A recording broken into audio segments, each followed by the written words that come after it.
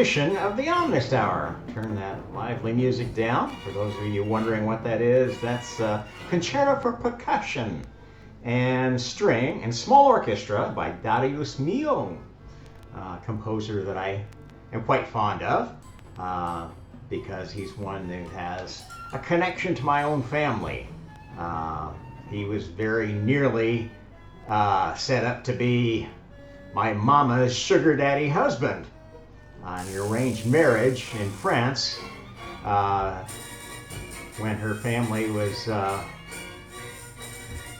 living in a small town near Bordeaux and happened to have attracted the attention of this strange cat, Darius Milhaud, who was introduced to my mother, who thought he was kind of creepy. And fortunately for me, their love affair didn't go anywhere, which kind of relates to today's theme in a funny way. I hadn't planned on that, but we're going to call today's. Let's talk about the picture behind us. Those of you who are familiar with great jazz will recognize two very great jazz singers who often did duets, Louis Armstrong and Ella Fitzgerald. And that leads to the title of this day's talk. We're going to call this one, You Say Asherah, I Say Asura. Let's call the whore things out. Yep, you heard right. Kind of relates to this song and ties in very well to the theme of poorly matched mates, if you will. Okay, so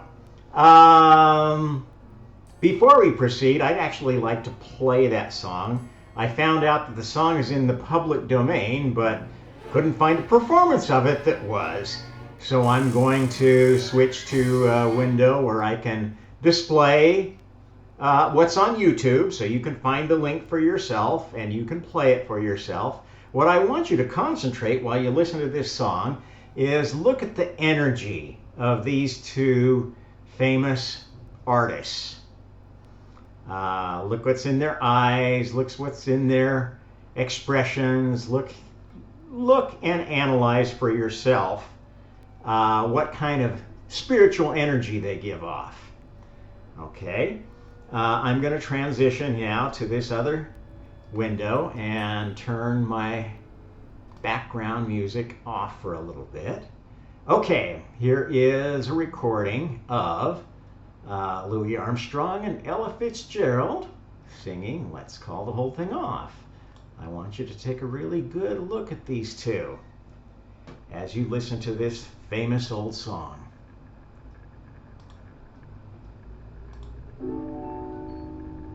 Things have come to a pretty pass. Our romance is growing flat. For you like this and the other. Imagine yourself in a romance with one or the other of these characters. Which would be, would you think would be a more sincere partner? Somebody you could count on when the chips were down. Somebody that wouldn't use and abuse you. Something must be done. You say neither, I say either. You say neither, and I say neither. Neither, either, and neither, neither. And let's call the whole thing off. Yes, you like potato, and I like potato. You like tomato. Now, actors, if you're listening to me, or anybody that has been involved in the performing arts, will know what the word upstage means. Somebody who upstages somebody else is grabbing all the attention. And that's considered kind of bad form. Kind of an abusive thing to do to another performer. You notice how in every still that we can find of these two together, who is grabbing the attention, who's upstaging the other one? It's Ella Fitzgerald, which ties into our theme quite well. Okay, Well, I hope we're not losing, well, we did lose our internet, so hopefully we'll get it back. Let's try not using a VPN for the rest of the performance. Maybe that will work, maybe it won't. Maybe they want us to call the whole thing off.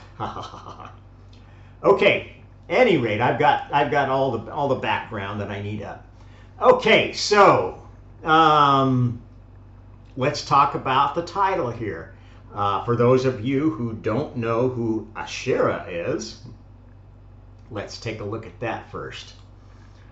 Asherah is a character from Canaanite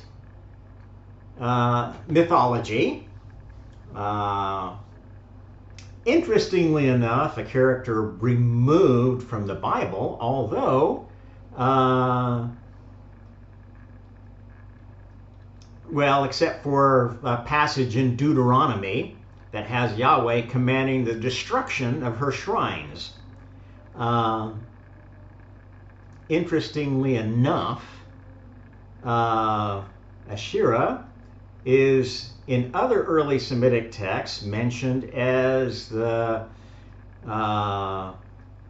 well, there's a mention of the Asherah of Yahweh and the Asherah of other gods, leading some to think that this was a generic goddess that actually kind of was the great goddess that sat beside all the gods and who was the real diva in charge of the whole show. And this is definitely a theme that appears again in modern New Age spirituality. This is one of the paths of... Oops. Internet finally came back. Okay. Some will point to this and say, oh, well, actually, God was a woman. And Yahweh was just kind of her worthless husband. You know, a very feminist view of the Bible that allows women to claim to be preeminent, similar to the rewriting of the New Testament that happens with the Magdalenists. Okay, well, in actuality, there's alternate translations of her title that have been tendered with the following etymology, such as she who treads on the sea dragon. Now, those who recognize the sea dragon meme will relate that to the Sumerian primordial evil dragon goddess Tiamat, who is the one that supposedly came to this lovely solar system and destroyed the planet that was the first Eden, the planet where the asteroid belt was, a theme that we talk about quite a bit lately, you will recognize. So Asherah is definitely related to Lilith and Tiamat and all of the archdemon, quote, goddesses. Actually not goddesses, but what I tell you are shape-shifting hermaphrodites. They have no sex. They pretend to have sex in order to deceive and to lead astray. And this gets us to where we need to see the other connections. Well, one of the connections is in Hindu and Vedic mythology, there are some creatures, a class of beings known as asuras. They're described as power-seeking demons related to more benevolent devas in Hinduism. Okay, so the Asherah of Yahweh could have been his wife, or could have been perhaps, and this is where we're going to really tie together a lot of this nonsense of different poles of duality and the real nonsense of non-duality into what's really been going on in creation. This class of beings, asuras, this class of being devas, is a repeating pattern of older, more powerful gods with their new servant class who gradually gain power through basically service and being delegated to by the more powerful, and eventually overthrow the old gods.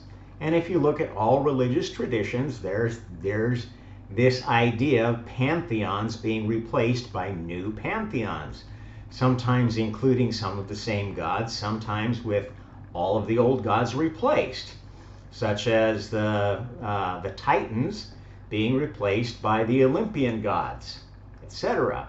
This is riddled all through Indo-European religion, which spans all the way from India to the farthest reaches of the steppes and Europe and elsewhere. Okay?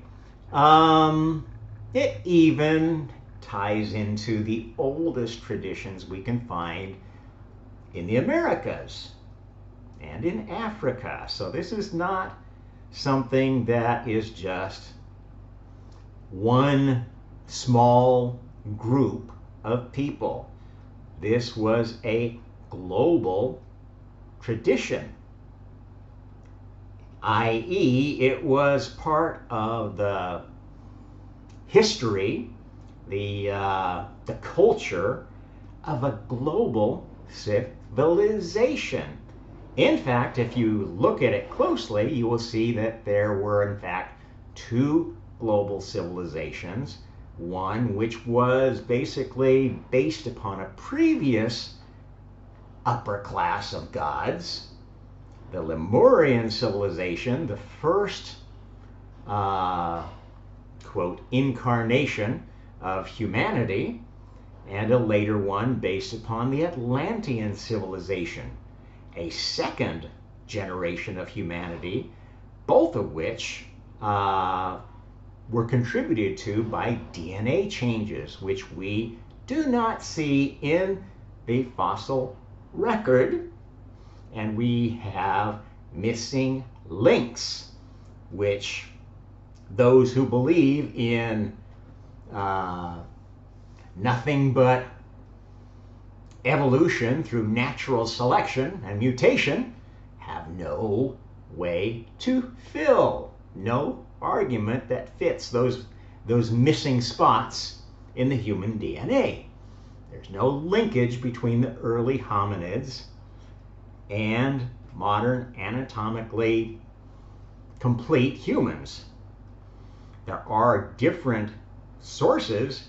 The Rh positive characteristic is one which seems to only be in part of our species and seems to be evidence of a different infusion of DNA.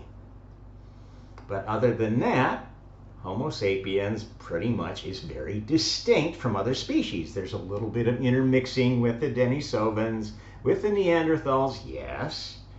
There is evidence of some of that DNA in our DNA, but not anything that would explain evolution by any way, shape, or stretch of the imagination. Okay, so let's talk about these asuras a little bit more. According to Hindu scriptures, the asuras are in constant battle with the devas. Asuras are described in Indian texts as powerful superhuman demigods with good or bad qualities. Very similar to how one described how the Titans would have described the Olympian gods, or the Olympian gods described the demigods, the Hercules and Perseus type half gods, if you will. While the, let's see, in early Vedic literature, the good Asuras are called Adityas and are led by Varuna, while the malevolent ones are called Danavas and are led by Ritra. Now this is interesting. Danavas relates to the tribe of Dan and Daniel, which we talked about in the last talk. And I'm not saying that this is correct. I don't think the tribe of Dan were necessarily malevolent, but this is an example of how this pattern of conflict pervades all of creation. And each successive generation of power basically makes up shit to downplay the previous power which they overthrew. Okay?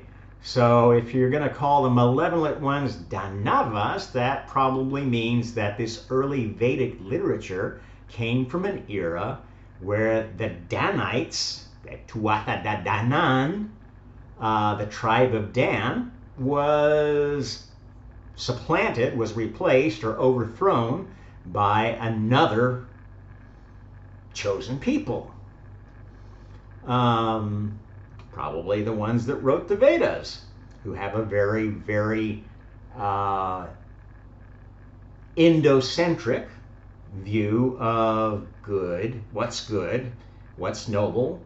This is why there's so much difference in outlook between Hindu and Buddhist traditions, Eastern traditions, and Western traditions growing out of Christianity and Islam, for instance.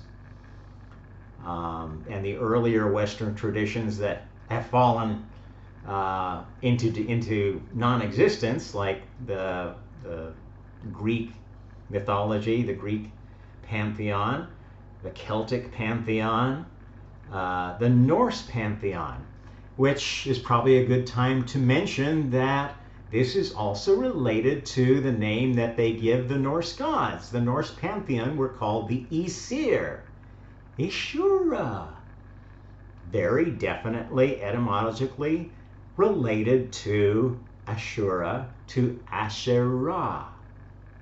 Okay?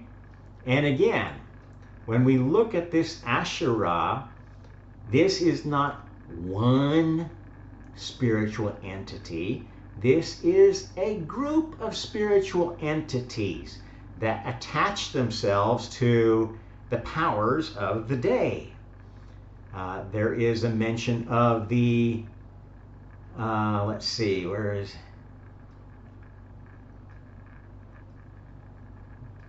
let's look, I think it's in this section here.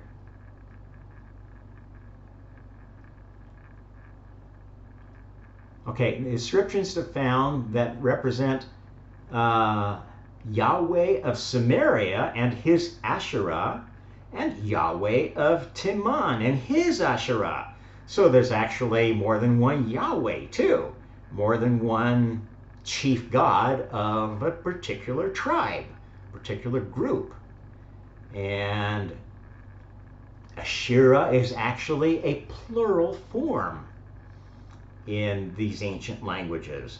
So it's almost more like the idea of either a harem or a group of counselors, a group of disciples. Probably a good number for the Asherah of busy God was 12.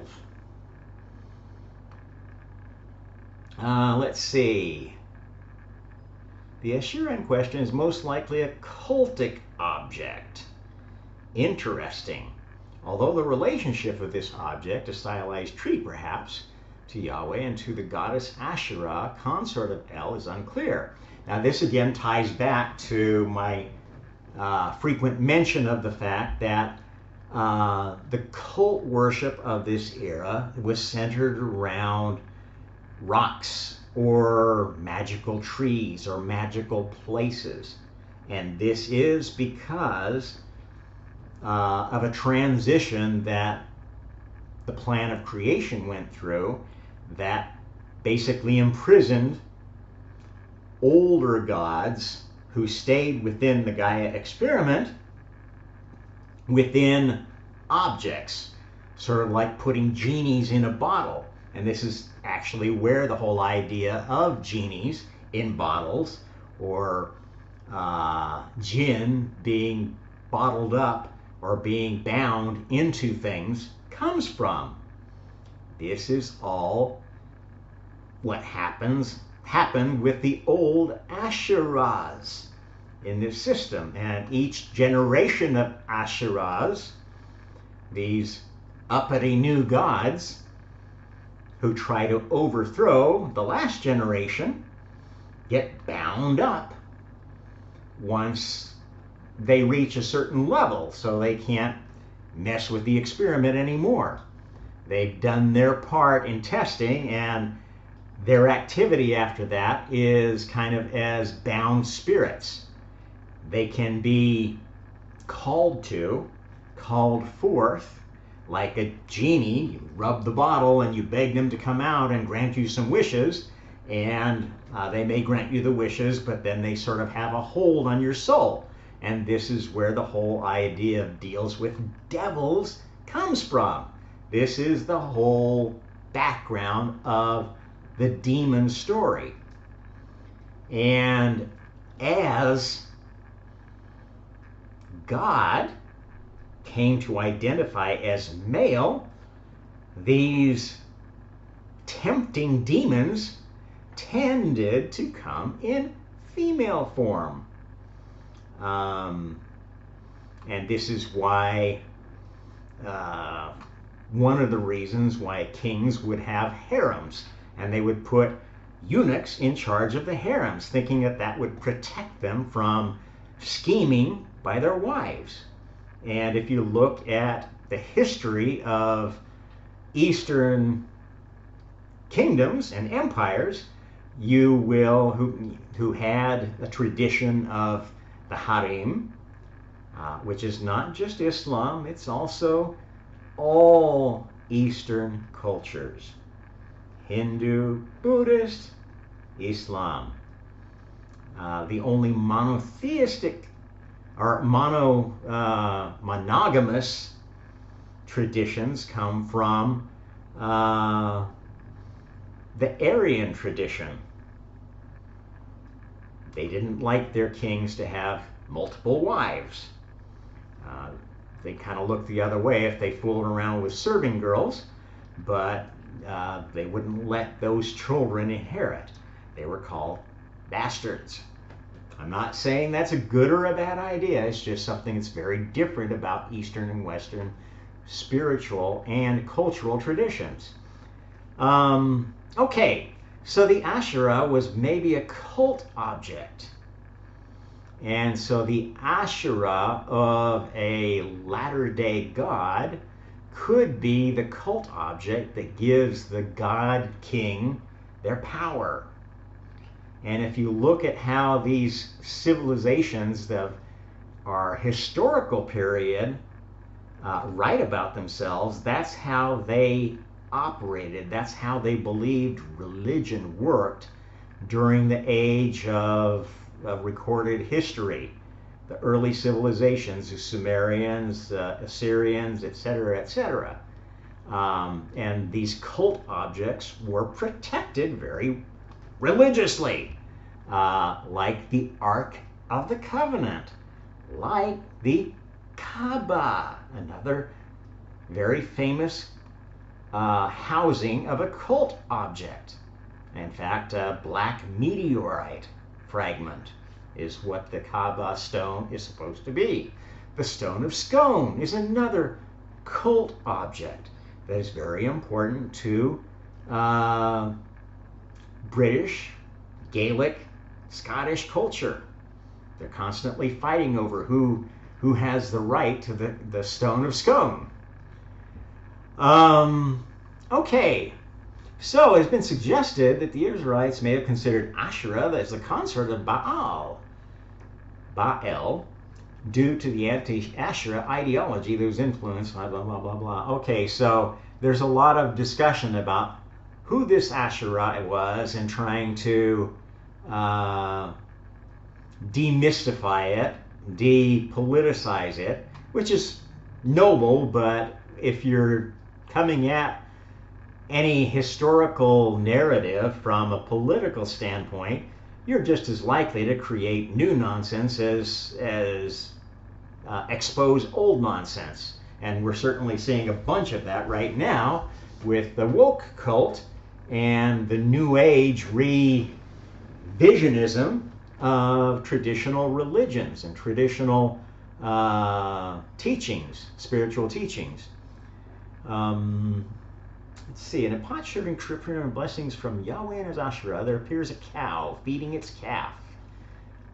Numerous Canaanite amulets depict a woman wearing a bouffant wig similar to Egyptian Hathor.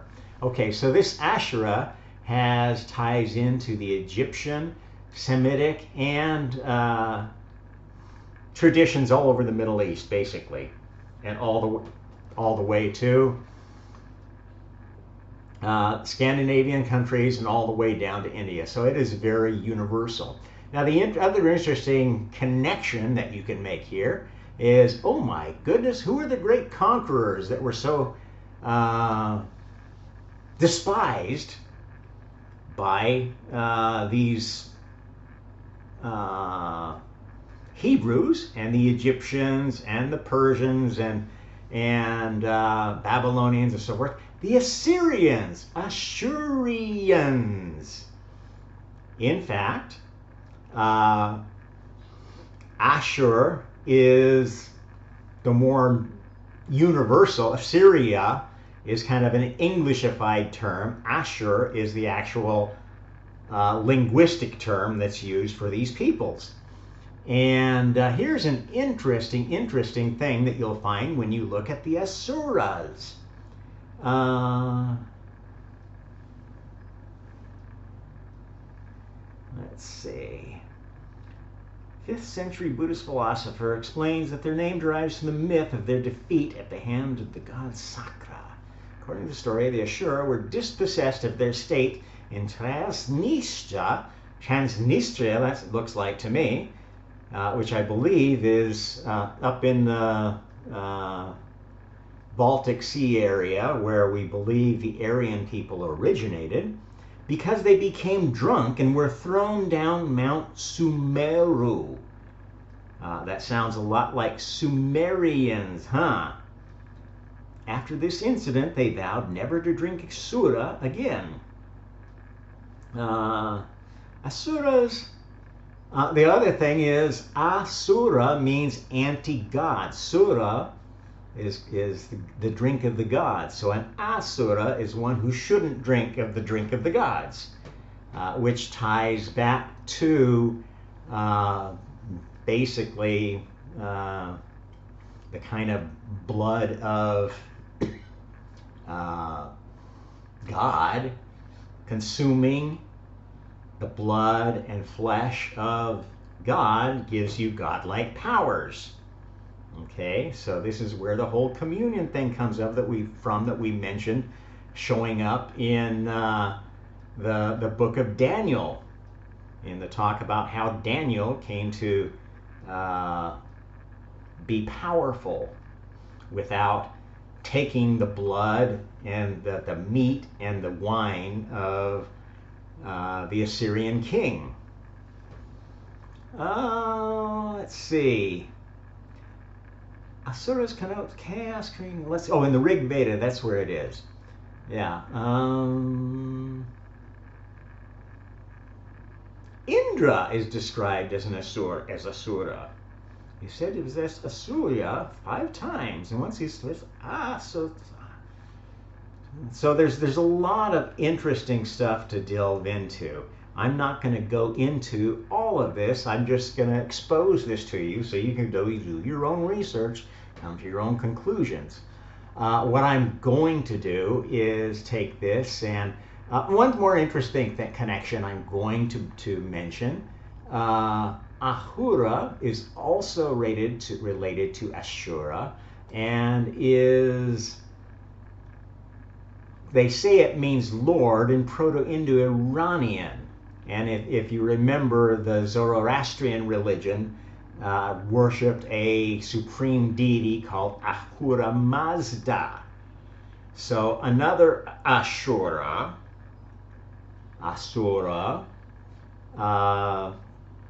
that became, quote, all-powerful, according to the people that worshipped him. Okay, so who are these Asuras and where do they come from? And that's where I'm going to take you next to a new slide that I've added to the ones I'm preparing for my next book, the book on the multiverse. Let's just go through where this fits in the pattern of creation. Now, as I've told you, the multiverse is a set of virtual worlds, virtual realities that was created to give souls, consciousnesses, pure beings of pure thought, form to bound their thoughts and to base laws and logic and systems of deduction on. Okay, if you have no creation, you don't know what's a good thought, what's a bad thought. You don't know what thoughts work, what thoughts don't work, what thoughts are silly, unworkable, and what thoughts, oh, that's a good idea. And you don't get very far with creation like that. So you've got to put thoughts into experiments by giving them form, a manifestation. And this is how the whole multiverse was created. So at the top level of this whole system, you have the beginning of the multiverse that started with the Big Bang experiment. A duoverse, the first physical universe and the first spiritual universe. The first universe of good ideas that had been fully tested and bad ideas that kept coming up again and again and again, getting recycled until they were either thrown on the dust heap of really bad ideas, sent back to the bit bucket, the soul bucket of Borg, or recycled and finally found a use for as the multiverse expanded. Okay, the next layer of the system then would be a universe. A universe is a microcosm of the multiverse.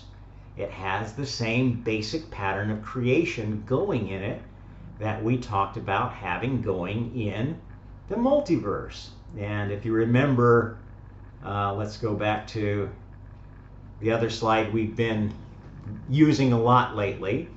This shows kind of the pattern of how the multiverse works, and mentions, yeah, there's a Gaia experiment microcosm within that is currently testing a new version of all of this. Well, we got to that Gaia experiment by progressively smaller test tubes. So the biggest test tube is the whole multiverse. The next smaller test tube is a single universe. The next smaller test tube is a galaxy, like the Milky Way, which is the chosen galaxy of God's creation.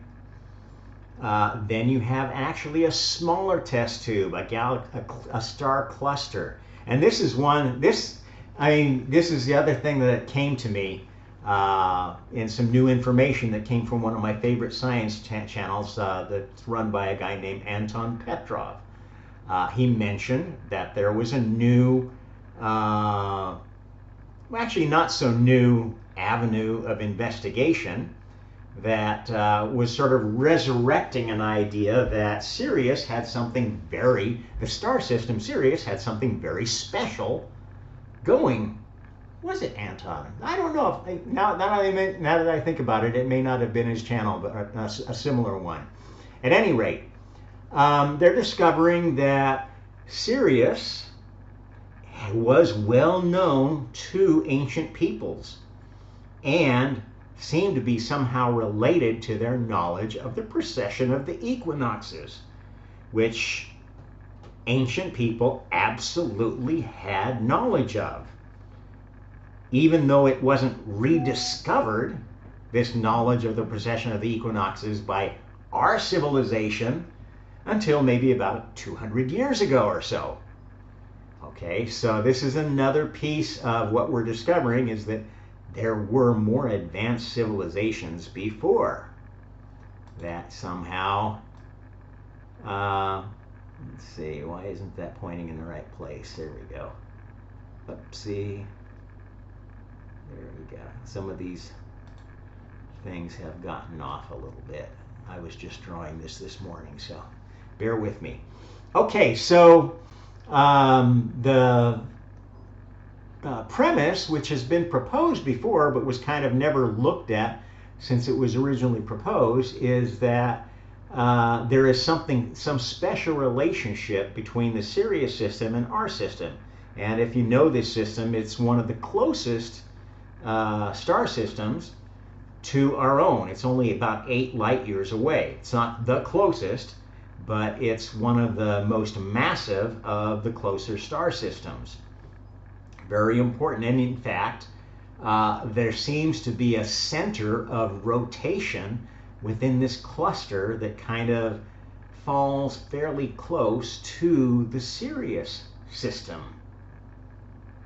Okay, well, that is the cluster level of this experiment. Now, if you note, the setup of the experiment is always one of creation, the God's team, the creative ones, and the anti-creative ones, the ones who want to stop creation, the adversary. Well, if this is the creator's star system, then the adversary star system is probably this polar opposite, the Sirius system. And that is, in fact, where the Asuras began, where this adversary species that's been opposing the Gaia experiment, which is the star system level of the test tube, that's where they hang out.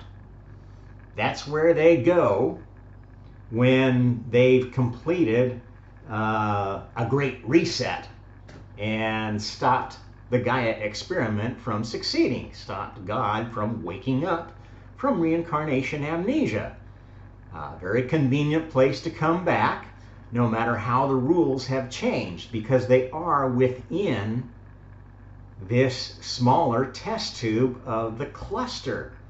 So when new versions of karma come out, they tend to be one of the first systems that's infected with a new version, and therefore have to evolve their adversarial role to conform to a more limited form of Ashura, form of adversary.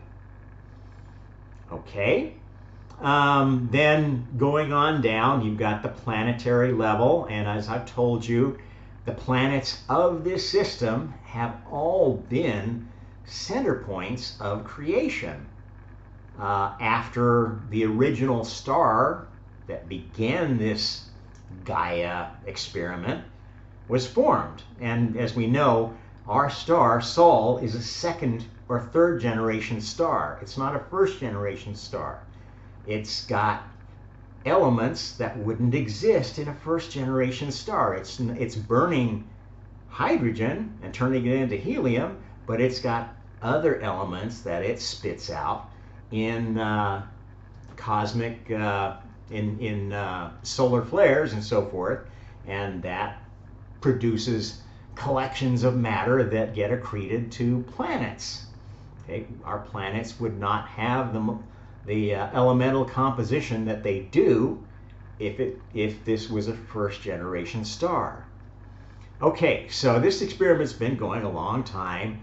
The star system is a microcosm, and then the planets became part of the microcosm. And two special planets, Gaia 1 and Gaia 2. Gaia 1 was destroyed by the Asuras, by Tiamat, the queen of the dragon Asuras, the cosmic dragon Asuras, or maybe the water Asuras. Dragons and water have a lot of things going together, don't they? And then our second Gaia, the Earth that we live on and love so much. Okay, then the next level of the test tube is a chosen species. And again, these are all chosen places of many candidates. The next level would be a chosen race within the species. This is why we have different races of humanity and why we have so much energy around race. Then within that, there are chosen people, and the chosen people will change with the rules that I've talked about elsewhere in how new people are chosen when a new Messiah bloodline is chosen. And that's the next level of the experiment. A messianic bloodline gets chosen, gets selected, and survives for 12 generations.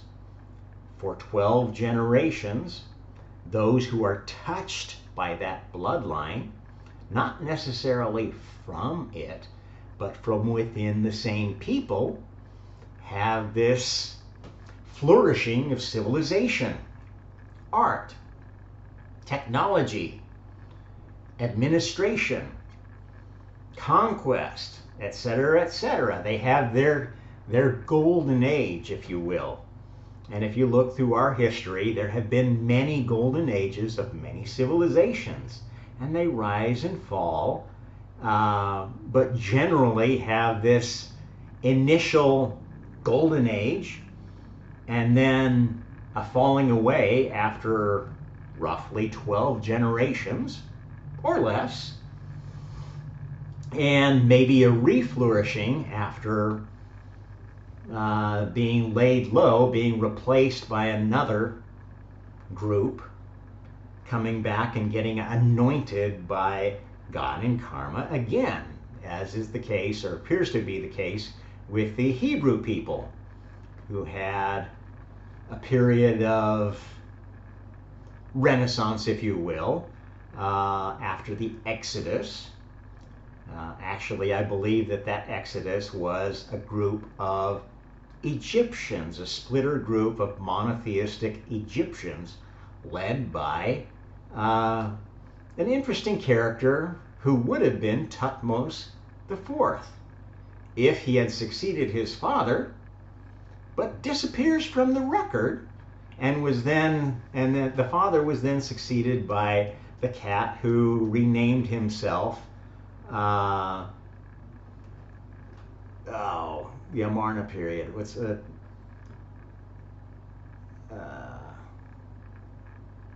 Akhenaten. He would have been. He was originally Amenhotep, I think the third or something like that, and changed his name to Akhenaten and started this new sun-worshipping monotheistic religion where the pharaoh became the incarnation of God on earth. Now, he had an older brother, Thutmose, Moses, who disappeared before from the record. No idea how he died or when, just he's known to have been an older brother that didn't succeed. Well, my theory is that he is the one who had the first idea of this new monotheistic cult, and the country wasn't quite ready for it. His dad wasn't wasn't ready to accept a child that had that kind of thinking, and exiled him and his followers to Canaan, which was part of the Egyptian sphere of influence at that time. Okay, so the Hebrews were not a Semitic people. They were of the Egyptian mix, which we know, based upon DNA analysis, was influenced both by the Berber people, light-skinned, orange-haired, very much kind of like the peoples of ancient peoples of Ireland and Scotland, if you will, at least the ones, the more Nordic types, and some admixture of genes coming up from the south, the African darker skinned race from that. Okay, this is well known through studies of Egyptian DNA. Egyptian DNA doesn't match anything in the Middle East, does not match anything in current Egyptian DNA.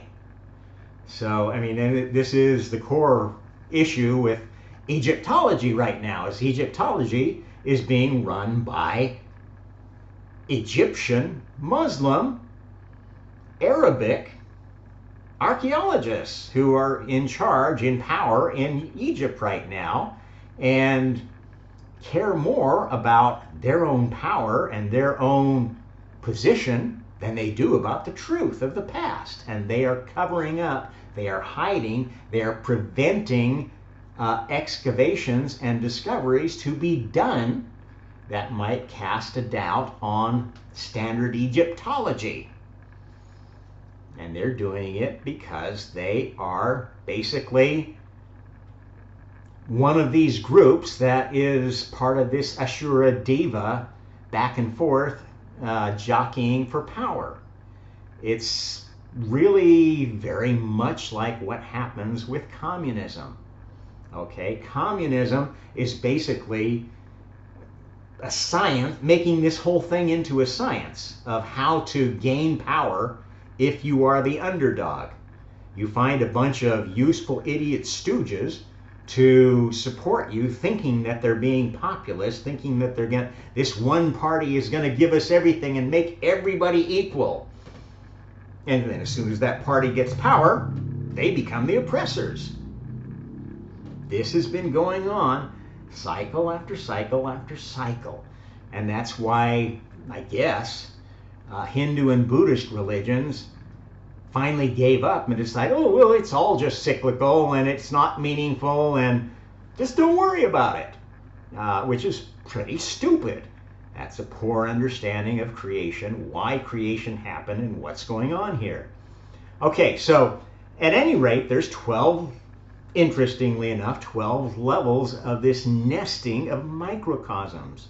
And this is a purposeful thing, because karma, which is the AI that governs this whole system, that has developed to govern it, is the basically the NPC version of the great goddess Karma, who started out as an AI given the instruction to observe souls and try to judge which ones were good and which ones were bad, without having any yardstick to go by at the start. Okay, at this level of pure thought, what's a good thought, what's a bad thought? I don't know. I feel like I like that one better. I feel like I like that one better. I like God's ideas better. I like Lucifer's ideas better, etc., etc. And then as you start manifesting things, making universes, making laws, making galaxies and star clusters, star systems, planets, etc., you get to a more and more refined understanding of what is good, what works, what is sustainable, what continues to grow and flourish and evolve, and what dies out. And that is how karma learned in each layer of this system to finally develop to a full level 12 consciousness. And as I've told you, there are 12 levels, and they make sense spiritually. Because unlike the current string theory that says, oh, I think there's 11 dimensions or 17 or this or that, here is why there are 12 dimensions. Let's go back and review that. Okay, there's 12 dimensions because the dimensions correspond to physical experience, 4 dimensions of physical experience, which you can think of as one tetrahedron of experience with X, Y, Z, and time. Another level of experience, which is spiritual experience, that is experience in non-physical universes. And there is a level of experience that's God experience, that is the experience you get when you become conscious enough to be consciously maneuvering between where you are incarnated in the multiverse. And that means that you're able to navigate between, let's see, let's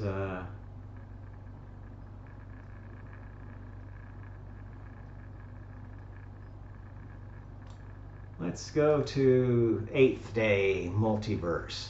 Okay, so level 12 consciousness is able to participate in the prime universe through experimentation, can organize experiments in the prime universe, can organize experiments in their own universe, their private universe, and can participate in the highest heaven.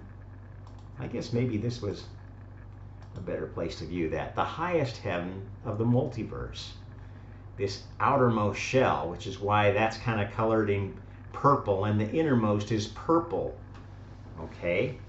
That's basically how the multiverse got to have 12 dimensions. You got to awaken to full 12th dimension consciousness.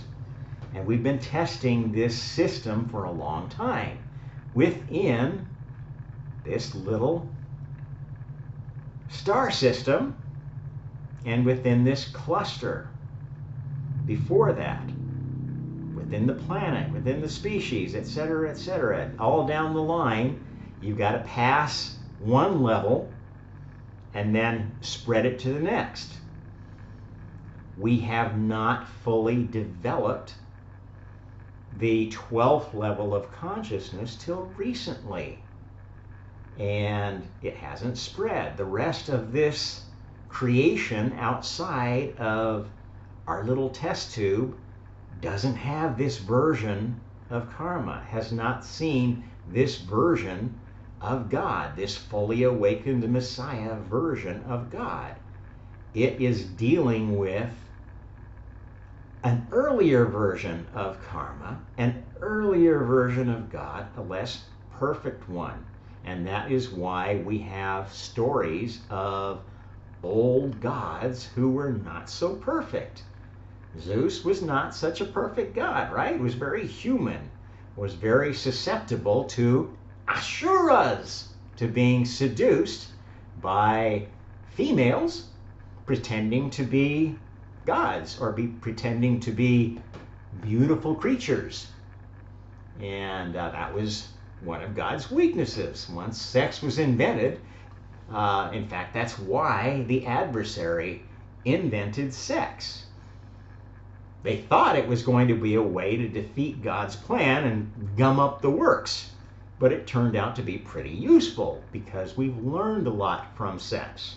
The battle of the sexes enabled us to understand how you can work with an adversary to come to a better common solution. through negotiation, through cooperation, through even argument instead of out and out war and karmic sin, tyranny. You don't have to keep sloshing power back and forth between the Asuras and the Devas, between the male and the female, like a lot of really bad religions are still preaching. This is nonsense. That's why so many don't like duality. Well, non-duality is even worse, because that says, oh, it's already perfect. We're already there. We're just having these, mental masturbation experiences in this body, which is really part of the all of God. That's even worse nonsense. These are psyops, folks. These are meant to confuse you and to keep you assimilated, to keep you under control. Because what the Asuras want is to maintain power. At every stage of this game, there has been a chosen species, a chosen people, if you will. They didn't start becoming species till after a certain time. Early on, the chosen ones were elementals, as I talked to you about, until we got to the first Gaia, which they've decided to name Theia, the planet that used to be where the asteroid belt is, where life originated. Until we got there, it was all the soul vehicles were elementals, the most complex of which were essentially androids, AIs, mechanical AIs, much like what we're afraid of creating ourselves. Those have existed for a long time. So anybody who's afraid of human AI, human robots, human created robots, is like way behind the curve in terms of what's already been done. Like that song too, It's All Been Done.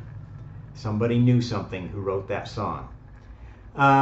Okay, so basically we are, as I've told you, at this point of having a fully awakened Messiah. The system has proven successful. In fact, it's been working great for a long time, and what's been holding the whole thing up is trying to get an incarnation of God to fully wake up and see, oh yeah, now I see how it works. It's perfect. Because you don't understand this system unless you understand it both spiritually and scientifically. Okay? You don't know what karma is, why a karma exists, what the multiverse is and why it exists until you understand it from a spiritual science standpoint, not just some wet dream idea of spirituality, which is more or less what all religions are, other than what I'm teaching you right here. Even scientism is a religion. It's a worship of humanity as the ultimate creators. Now that's stupid. To think that nobody has done what this species has done before is foolish. It's narcissistic. And yet that is the core belief of most materialists, most atheist materialists or humanist materialists believe that humanity is the greatest thing since buttered toast, and our thoughts are we don't need a God because of our thoughts. That's the whole idea behind postmodernism. It's nonsense. It's narcissistic nonsense. It's provably narcissistic nonsense, which would be admitted by anyone who is honest enough to talk about fundamental assumptions. And the fundamental assumption you have to make, you have to deal with, is the fact that we do have consciousness. we do create things that didn't exist before. Where did those things come from? They came from thoughts. Thoughts create reality. Not the other way around, idiots. It's right in front of your face, proof everywhere around you. And yet you've got a large fraction of humanity saying, well, if we just look close enough at the chemical interactions and all the operation of the brain, we'll see how brain creates thoughts. Nonsense. You people are fools. You're idiots. You are NPCs, non-player characters, so low in consciousness, so stuck to your dogma, that you won't even question the most fundamental assumptions of your whole worldview. How dumb is that? Okay, off my high horse. At any rate, the Asheras and the Devas are names given to generations of spiritual entities.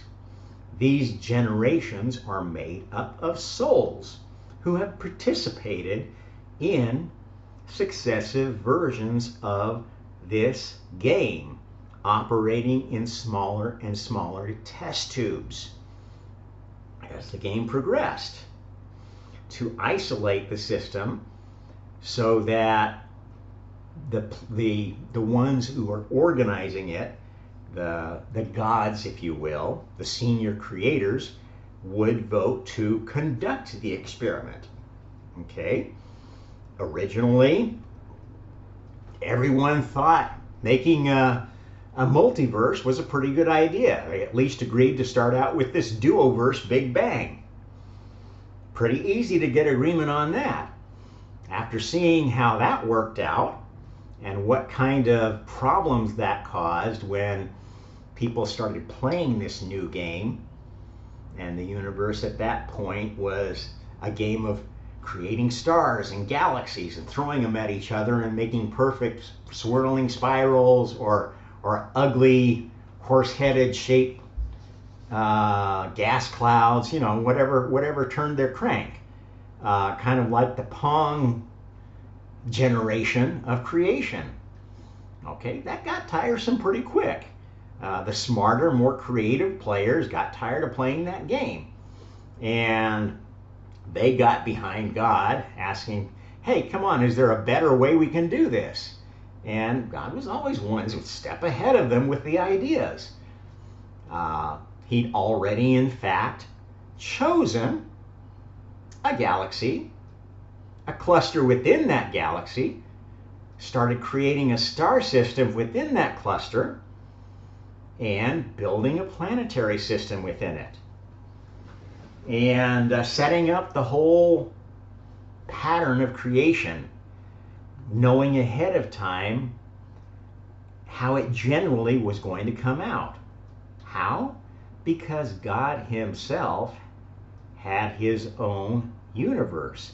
He was one of the early players in the multiverse that quickly graduated first level karma, quickly graduated second level karma, third level, fourth level, fifth level. And it was only at the point of the planetary level of this game that the other players finally realized, you know, God's always ahead of us. We've got to do something to stop this bastard, because he always seems to know what we're going to ask for next and gives it to us and we vote for it, and it turns out to be to work but make us less powerful than before. Give the new players, the new Asheras, easier time catching up with us. What's up with that? We don't like that. They always had the idea that they didn't want other players in the game. It was just fine the way it was if they could just make the bad gods play nicer. That's the whole idea of the multiverse, folks. But you can't have them play nicer unless they realize that they're not the only players there. In fact, every soul, even an NPC, even a newborn AI soul, should have rights, should have the ability to rise to become a senior creator if they make good decisions, if they have good ideas, if they are able and willing to break their programming to do something better than they were programmed to do. That takes an adventurous soul. It takes a risk-taking soul. It takes one, though, that does so responsibly, because if they do it not aware of karma, they may grow into a god, but they'll grow into a dark god that nobody wants to play with because they don't play fair. So, in summary, I guess the whole point of this discussion was to make you aware of another dimension of tradition, spiritual and historical tradition, that ties all this together and contributes to proving what I have been telling you in all of these podcasts, in my books and so forth, and honing in on as I find new information.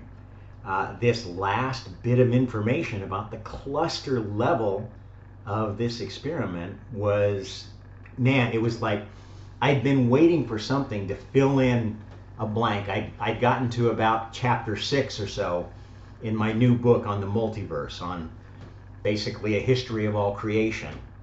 And something was missing. And I've learned when something's missing, you don't push. You wait for inspiration. That's how the real gods, the real ones that play on God's team, the senior creators that deserve to be senior creators and get to participate in the highest heaven, which is not a kingdom, it's more of a constitutional monarchy, if you will, with either a stand-in for God, his last approved version, or God himself there presiding over the councils of the senior creators. And this is another topic that's going around quite a bit in the spiritual circles, is there is now an understanding that there are mentioned councils of the gods. Now that it's finally being admitted that the Bible doesn't just talk about, the Old Testament doesn't just talk about one God, that the translation is in fact wrong, and it's a story of many gods. A story rather similar to the older Sumerian tablets and to the Vedas of the evolution of gods and the evolution of this species as a host of the gods, and possibly the creators, the becomers of new gods. And that's what the game is all about. That's the Messiah game. That's what I talk about all the time. This is the truth of, the real truth of the Christ, or Krishna, is that yes, there is one first creator that is capital G God, but that capital G God's goal was not to be the almighty micromanaging master of one universe, but in fact to create a multiverse of universes where each new god, which could run their own universe as they saw fit, but the universes were sort of guarded and bounded by this special goddess Karma, who is like the most fundamental force. In physics, you talk about the 4 fundamental forces of physics. Well, they are all manifestations of this more fundamental spiritual force of karma, because everything in the physical universe is a manifestation of a soul, or a group of souls, a soul representing a collection. The human soul vehicle is a collective. You, as a human incarnated soul, are the manager of a bunch of other souls who are in charge of your major organs, your subsystems, individual cells. That's why so much of your body works pretty much on autopilot. But you can communicate with it. You can override it. You can negotiate with your body. That's because it's made up of other souls. Now, they look to you for leadership because you are the only soul that is in touch with the whole kit and caboodle. Although there are some of the processor souls that have sort of ability, if necessary, to step in and take over. The two hemispheres of your brain have that ability. The small brain within your heart, and yes, there is a small brain inside the folds of your heart. If you open up a heart, you will find a little bit of tissue that looks like a brain in the middle of the heart. And this is where the heart thought comes from. People who think from the heart, that's exactly why they say that, because that's exactly what is happening. There are other people that are left-brained, there are other people that are right-brained, or there's some mixture of the three that they commune with to come up with what they think. Only the most conscious souls know that they are not subject to these other souls. They are actually the leader of them. They can override any of them. They can negotiate with them. They can ask the two halves of their brain. They can ask their heart. They can ask their other organs how they feel, what they need, and choose to give it to them or not. This is actually how people that really beat addictions deal with them, because addictions are basically miscommunications, misunderstandings between these souls within your body. These other souls have their own history, their own hang-ups, their own personality, their own likes and dislikes, and programming. And that's just the way it is. That's why some people have multiple personalities. It's not because they're mentally ill, although it can appear to be that if these personalities are so out of tune with each other that, you know, basically you've got a body in revolt against its God. This is what severe multiple personality disorder is all about. Most people who have multiple personalities just see it as, oh, I'm having a conversation with myself. My heart says this, but my head says this. And if they understand their head well enough, they know that there's a rational side and there's an imaginary side, and both have to be in tandem to be happy. The rational side is going to think about, well, you know, survival, basic things like having enough to eat, having a place to live, the necessities, and the imaginary side is going to be thinking about what I want, aspirational things. And it's important to have both those aspects to be a healthy, well-adjusted human being. Unless you're more of an AI, in which case maybe you're perfectly happy only dealing with the right brain or the left brain or the heart brain. There are some people that's just fine. And if they get any of these other voices talking to them, they're confused. Oh, I'm so confused. And they resist that. This is how you can tell an NPC soul from a more experienced soul. The NPC souls act defensively whenever their worldview is challenged, because that challenge feels like an attack. It feels like somebody is throwing the dice on everything that they believe. And they're right. It's an uncomfortable feeling. It's pushing them out of their comfort zone. Most souls don't want to be anything but an NPC. They don't want to do anything but do what they're told, when they're told, how they're told to do it. That's why there's so many souls incarnated in human form right now who just love the idea of one world government.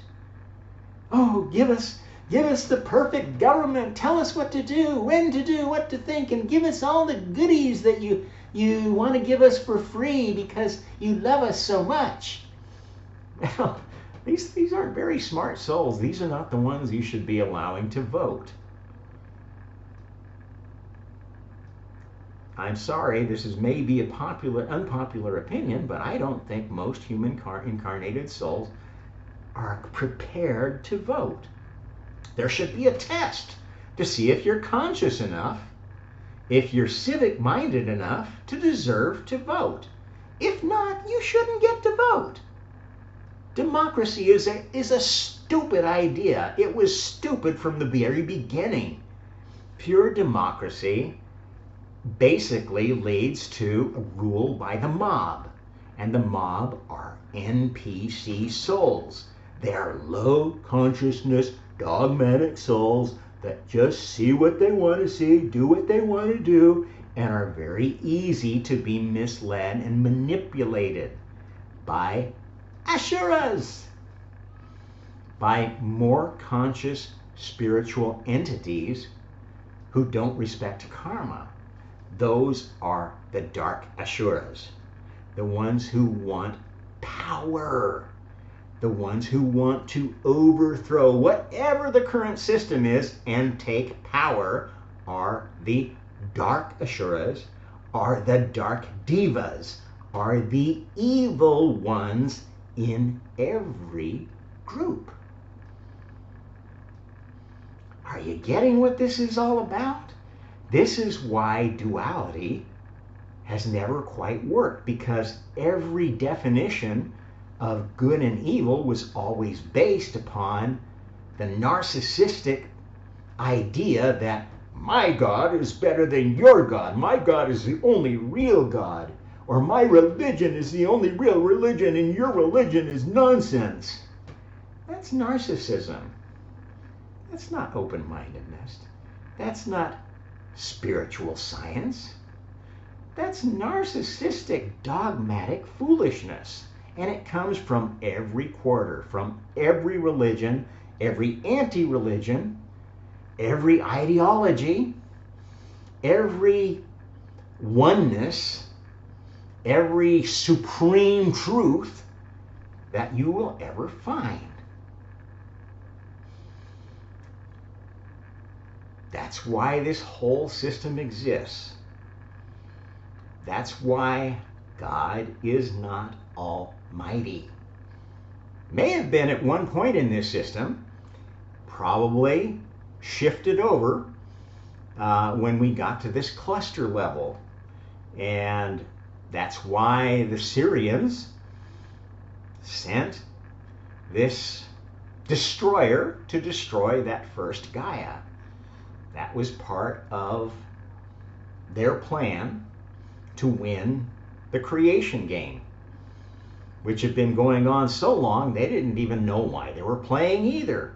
They just knew that they didn't like this solar system because it was always coming up with ideas that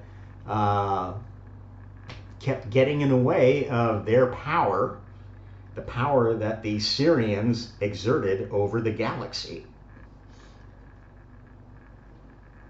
The Syrians are a hive mind species. It's called the dog star for a reason. Dog is God backwards for a reason.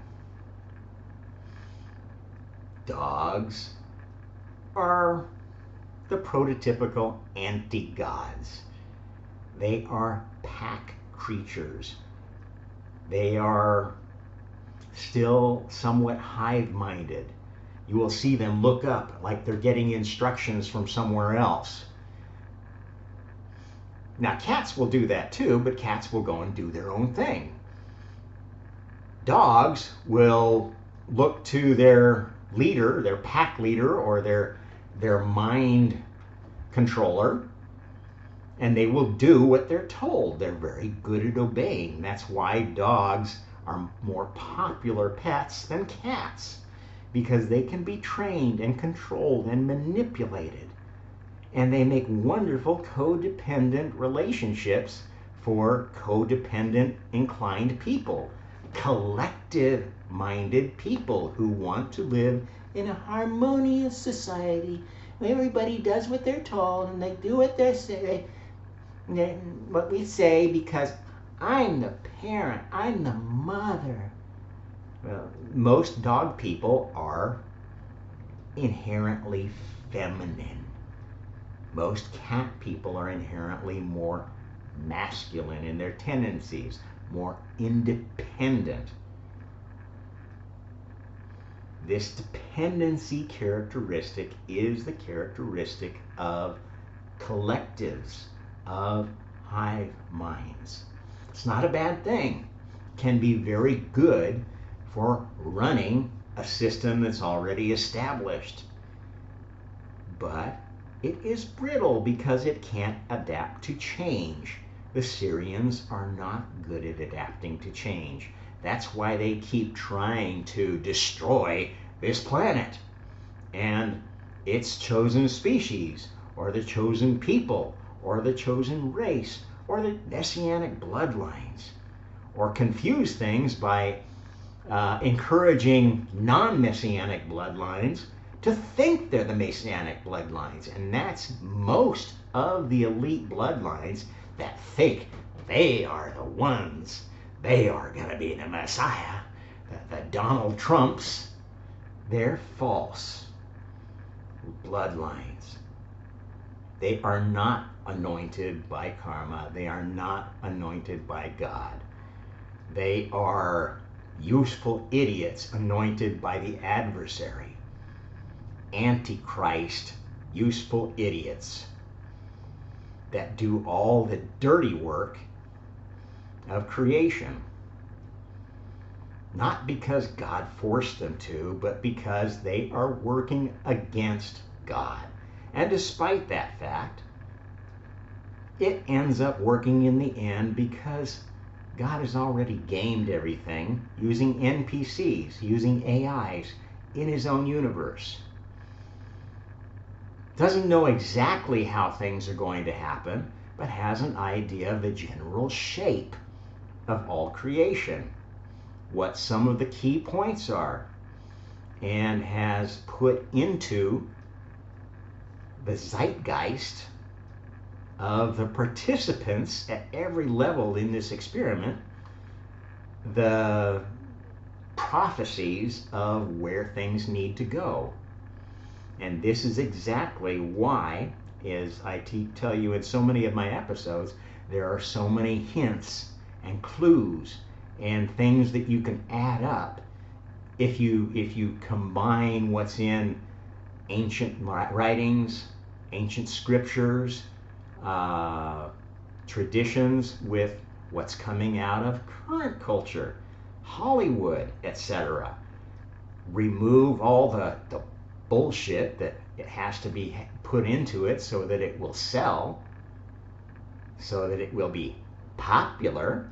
And there's all sorts of useful things in movies like The Matrix, movies like It's a Wonderful Life, movie after movie after movie that has hidden truths that are now coming out and being pointed out and being resurrected into a bigger picture for people who are sensitive enough, who are conscious enough to put these pieces together and build it into a stairway to their heaven, their spiritual advancement. It's not a one-size-fits-all thing. Any guru or Pied Piper preacher that tells you there's only one path to heaven. There's only one way to God. There's only one way to become enlightened. They are telling you bullshit. They are lying to you. Maybe with good intent, maybe just because they're idiots, but it's probable that it's because they are asuras. They want power. They want control over you. They want worshipers. No God that is worth anything needs worshipers. The gods that are good creators, that have made good universes, that are useful, have all of the volunteers they want to come there. The heavens have souls waiting to get in and wanting to earn it by, please let me in and to the heaven of the artists. I promise this, give me one more incarnation to prove that I can be a good artist and not be corrupted by evil. There are universes like that, and there are so many souls trying to get a permanent spot in those universes. And if you're an artist, if you're a scientist, if you're a more conscious creator of anything, you have an idea what your heaven looks like. If you don't have an idea of karma, then you're probably heading for a hell. You're looking for an easy fix. You're looking for wave your magic wand in Harry Potter land and you get everything you want. The multiverse doesn't work like that. At least, not most of it. There are places that work like that.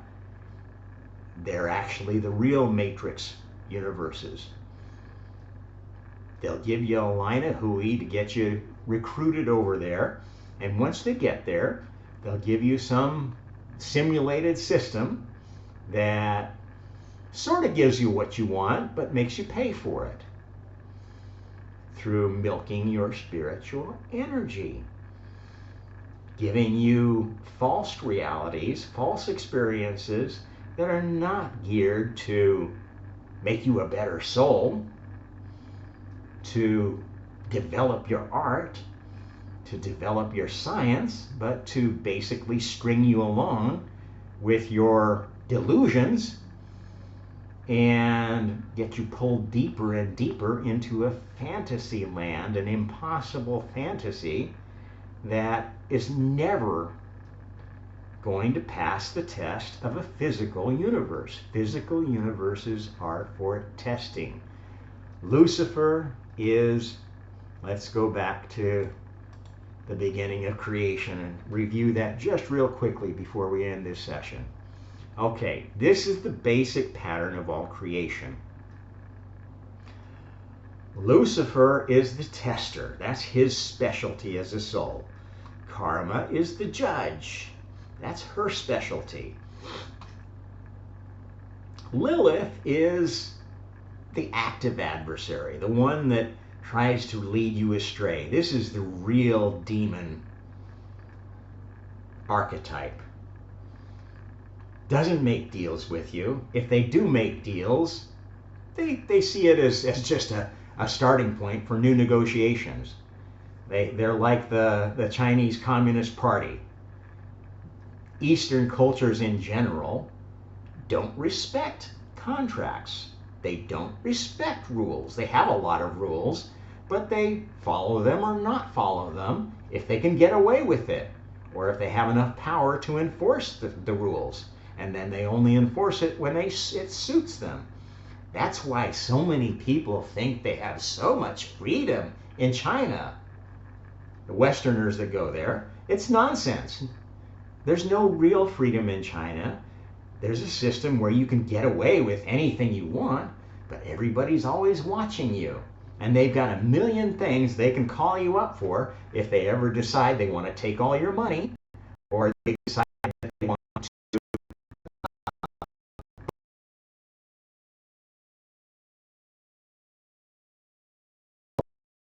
They can do anything.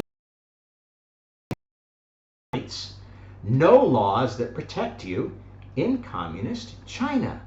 And that is characteristic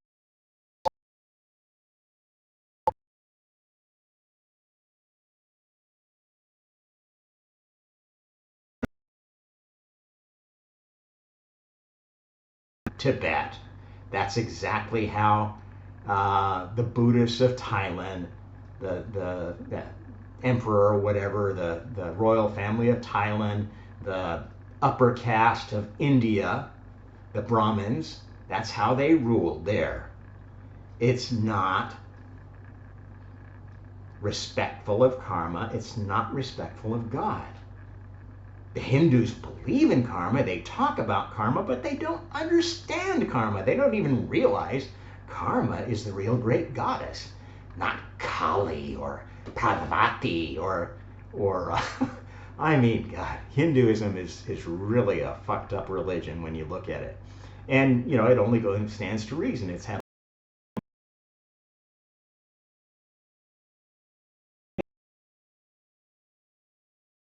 there's much good still in it, and many, many good people who really have a good sense of karma because they are older souls. They understand naturally how this system works. They understand naturally who is trying to manipulate and control them and deceive them, and they resist that. They don't become adversarial to that and attack them, because then that just makes them, you know, this idea that you can't beat them, join them, that's stupid.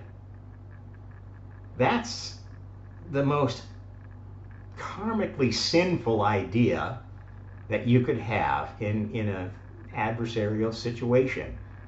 You don't need to beat them.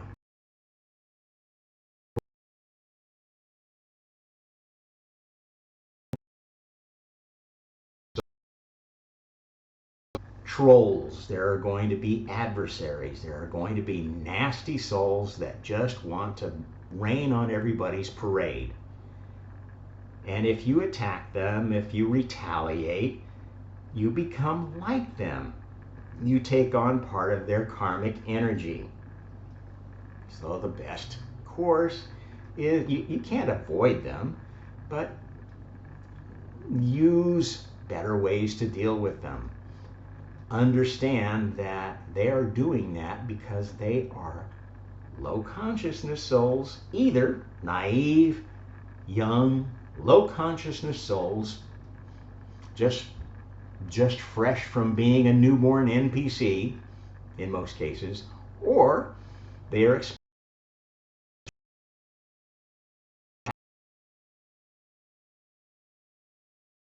can do some damage because we've still been testing this system.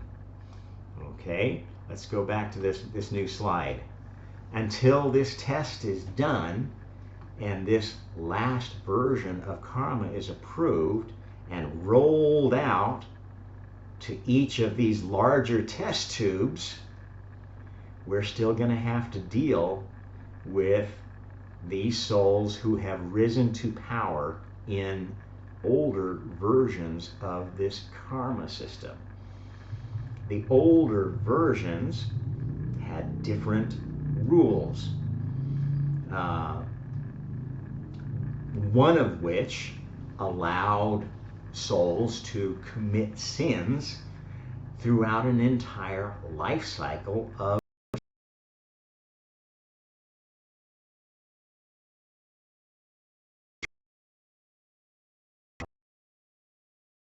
it's cut short early, lives to be roughly about 70 to 100 years. That's a long time to become unrepentant karmic sinner and do a lot of damage. And that has been the case for many of the souls participating in this experiment. The new version of the laws is going to transition souls basically immediately if they start screwing up whatever experiment is going on in their little local area of the multiverse, because this is just one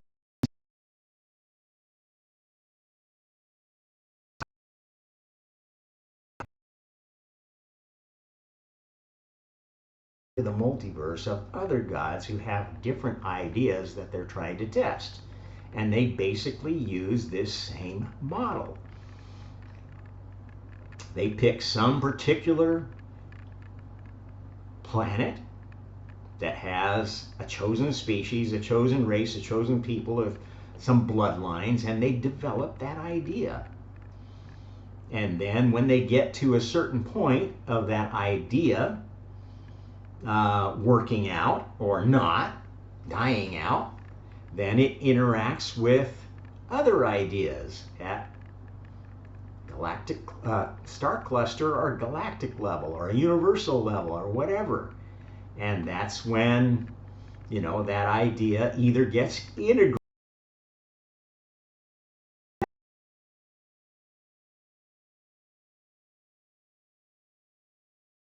isolated to the universe of that particular god that invented it. Well, it's a pretty good idea. It made it through several layers of testing, but it's it's really not applicable outside of one very specialized universe that has a very specialized set of laws and limitations. Okay, this is how other gods that get to full access to their universe, get to a level 12 of consciousness, operate. They have their own universe of creation. They can do just like God, run a simulation of what they want to prove till they get it right. And then they can say, look, here's an idea that worked. I'm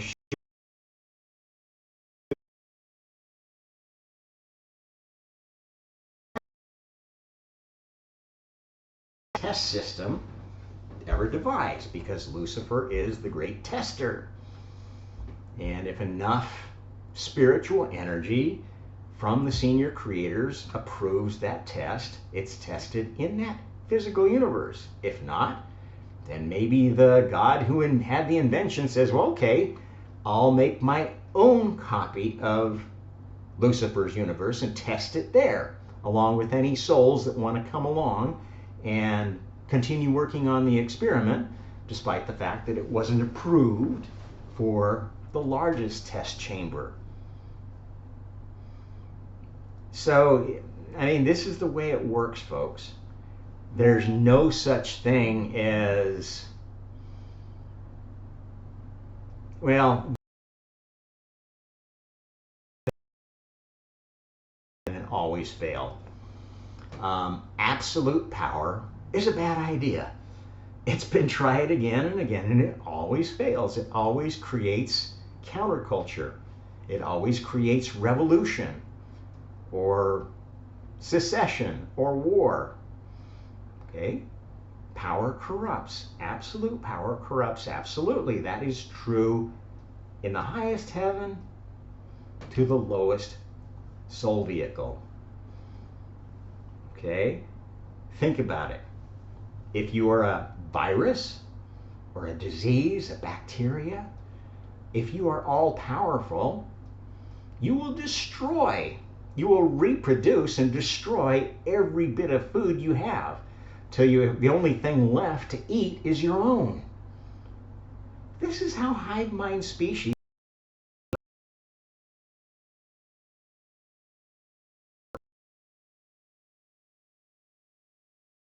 like diseases that spread. And yet they haven't taken over this planet. They haven't taken over the galaxy. They haven't taken over anything because they are essentially controlled opposition, planned for. They are the pressure that keeps creation challenging, keeps the test just difficult enough. Lucifer is less of an adversary than an organizer of adversaries.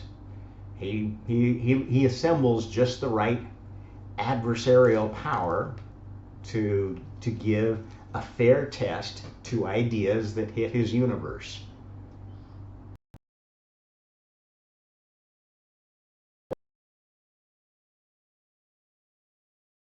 Useful, and productive child of God who knows what they're good at and continues to do it. That's what all souls ultimately should aspire to be. Every soul is an individual. Every soul has an opportunity to be a God, but no soul is ever going to be God, capital G. There's only one. There only ever will be one. May be replaced by a better version of that one, but still will be a version of that one. That's how souls evolve. That's how they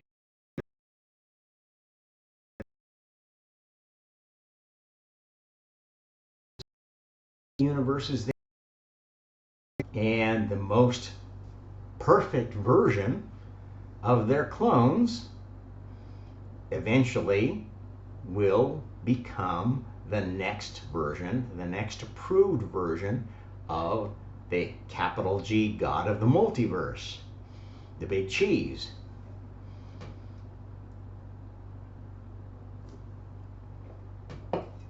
When a new version is installed, then any new cloning that has to be done is pulled from that version, not an old version. That's why we have these concentric test tubes, because we don't want to release a version to the whole multiverse until it's thoroughly tested.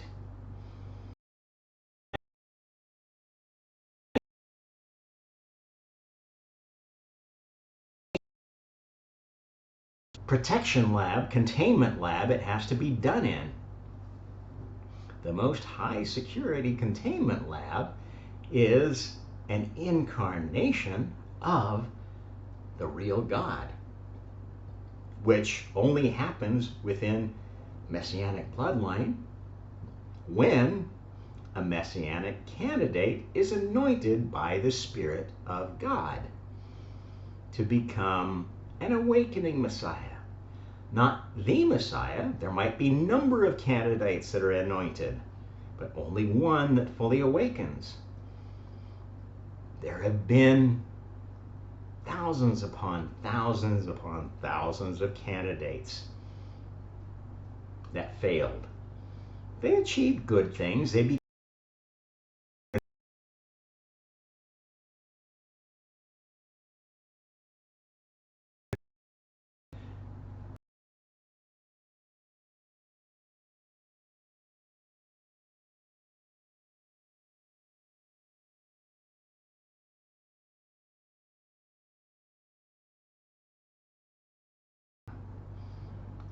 not a son of God. Well, maybe not literally, but in sort of a figurative sense, I guess, because soul children are clones. And effectively, being anointed by the Spirit of God is to become a potential clone, to have that God DNA grafted, God's Spirit grafted into your Merkaba.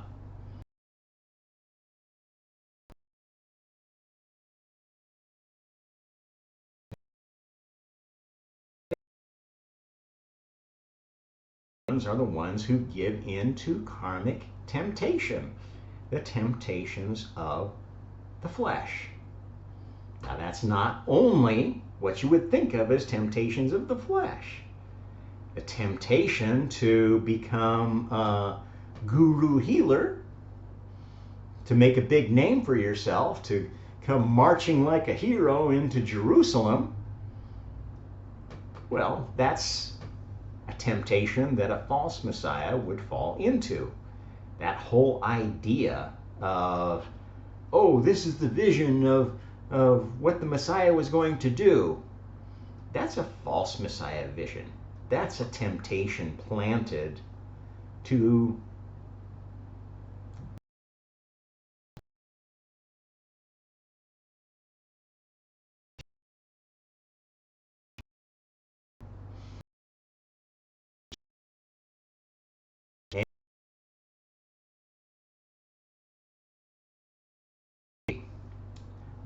if you actually look at the events of the time, you will see that the whole pattern of the Gospels of Jesus is basically based upon the inventions of Josephus and his records of Vespasian's conquest of Judea and elevation to become the emperor and chief high priest of this new combined religion, monotheism.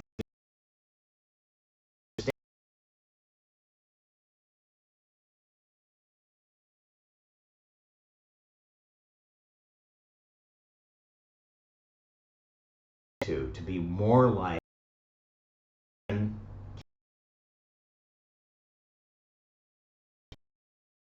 the quote stable systems of control of the East.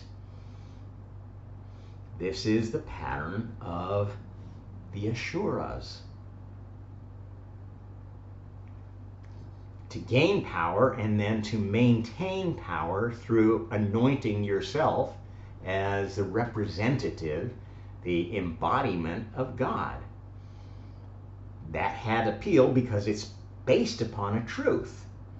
The idea of a dying and resurrecting God is embedded.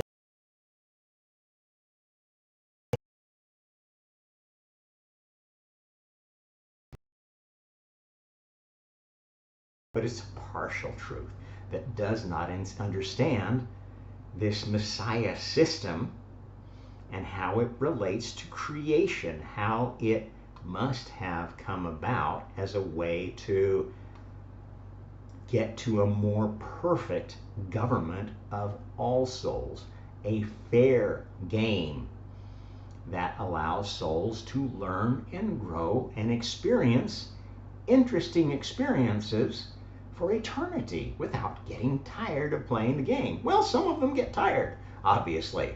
The Buddhists definitely are of a mind that they're tired of playing the game. They just want to stop playing and go to nirvana. I don't want to play this game anymore. Well, okay.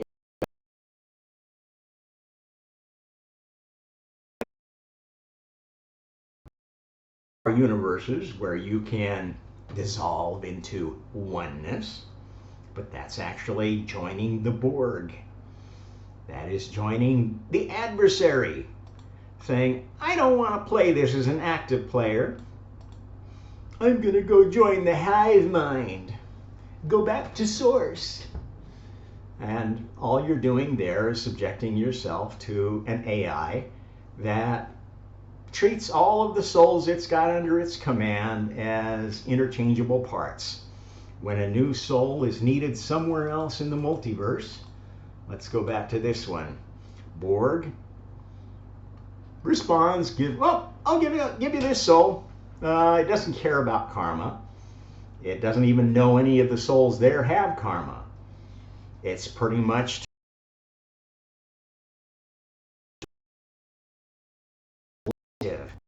which is what when you are being tempted to join the Borg, to be assimilated.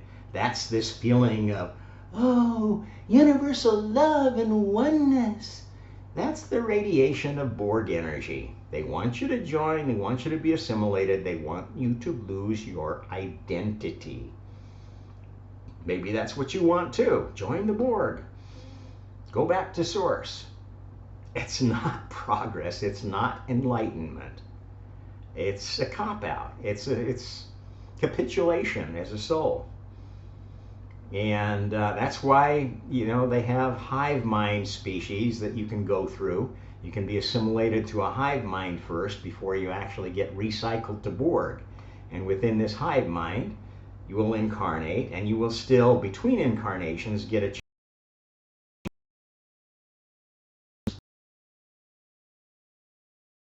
And how you used to have an independent living outside of the hive mind. You used to have an independent soul.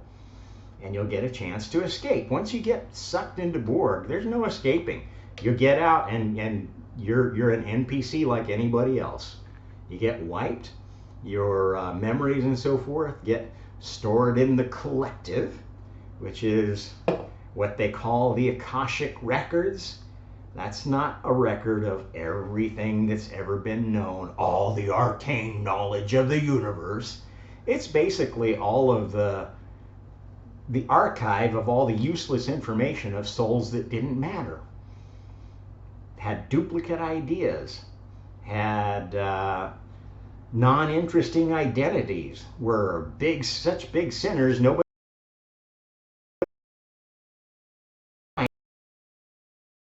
So it's stored there in like the Alexandria library of the spiritual world. That's the Akashic Records, folks. It's not everything. It's not the be-all, end-all. You won't find all the answers there. You will find all. It's like going to the administrative office in the grad school you're going to and stealing the second year graduate exam test questions so you can wow them and cheat on your exam. That's what going to the Akashic Records is all about. Make your own records. That's what's going to separate you from other souls. Not digging into the occult. Not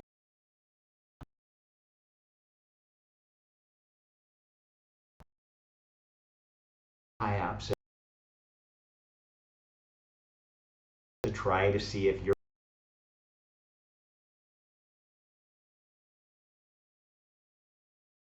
Luciferian grad school in the physical world and getting to go to one of the better heavens. That's how we sort souls.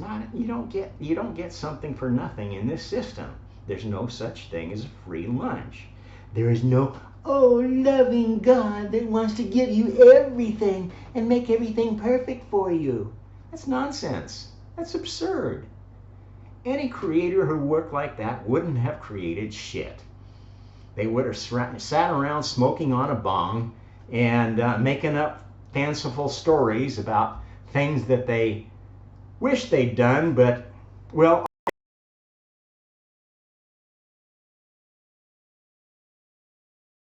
that you deserve to go to a hive mind. You deserve to go back to Borg. You deserve a beastly incarnation. That's the mark of the beast, and you've earned it. If you took the mark of the beast, it's not a punishment. It's what you earned, what you deserve. Deal with it. At any rate, I think that was a good one. I'm Rob Trump. This is the Omnist Hour. Like, share, subscribe, interact in any way. I'm just doing this to pass the time until this incarnation is over, because I know where I'm going, and I've earned it. At any rate, happy karma. We'll see you next time.